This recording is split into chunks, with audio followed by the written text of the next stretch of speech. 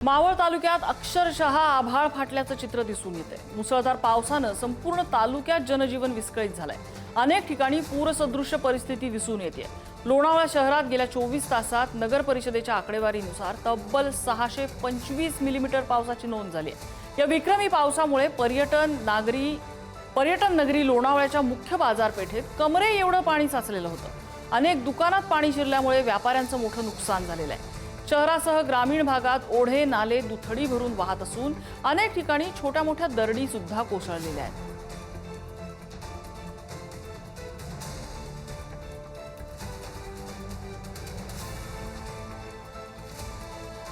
तालुक्यामध्ये पावसाने अक्षरशः हाहाकार माजवलेला आहे।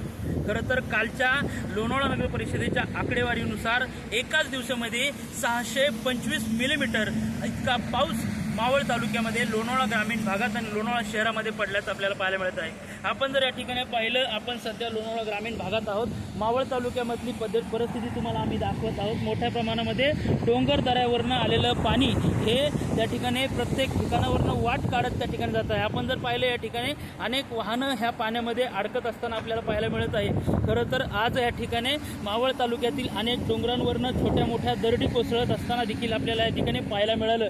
त्यातच आपण जर पाहिलं तर मावळ तालुक्यातील अतिशय दुःखद झालेली घटना म्हणजेच पाटण गावामध्ये एकाच कुटुंबातील तिघांचा दरडी खाली त्या ठिकाणी येऊन त्या ठिकाणी मृत्यू झाल्याची घटना देखील या ठिकाणी पाहायला मिळाली। त्यातच NDRF असेल किंवा मावळचे तहसीलदार असतील किंवा प्रांत अधिकारी असतील किंवा या ठिकाणी लोणावळ्याचे DYSP असतील, या सर्वांनी सकाळपासूनच खरं तर त्या ठिकाणी बचाव कार्य यंत्रणेमध्ये सहभाग घेतला किंवा त्या ठिकाणी त्याच्यावर लक्ष ठेवून होते। मात्र जोरदार कोसळत असलेल्या पावसामुळे या ठिकाणी मावळ तालुक्यातील लोकांचं जनजीवन हे विस्कळीत झाल्याचं आपल्याला पाहायला मिळत आहे।